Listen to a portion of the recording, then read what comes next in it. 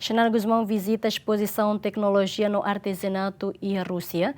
No afirma se haruka ekipa téknika no pessoal sira husi Timor-Leste, hodi aprende, konabá área.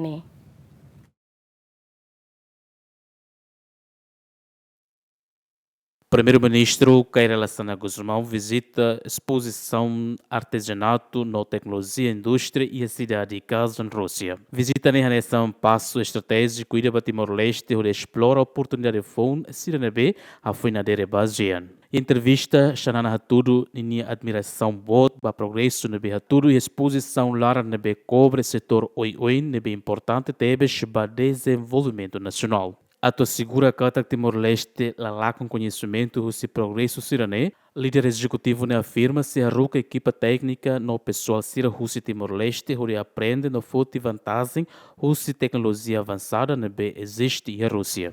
I have to say in everything. Of course, I will not buy tomorrow.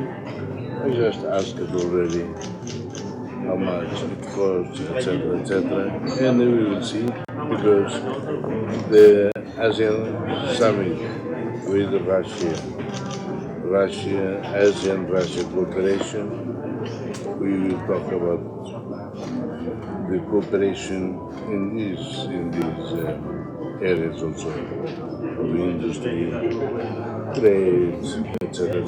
It was good to know that in Tajikistan you can produce this. You can produce this because this is the first time that we know what Tanzania can offer to ASEAN.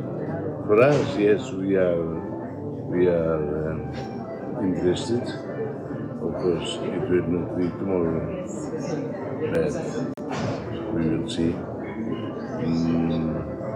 I would send from agriculture, members of government from there, from others, to see what we can take advantage of this export. Exposição no dar parte estratégico e na tudo potencial industrial toma, tecnologia age na capacidade de exportação sira país nenian. Exposição destaca setor principal sira nessa energia no petróleo, onde tudo tecnologia avançada sira e exploração no processamento. Simão Ximenes, GMN.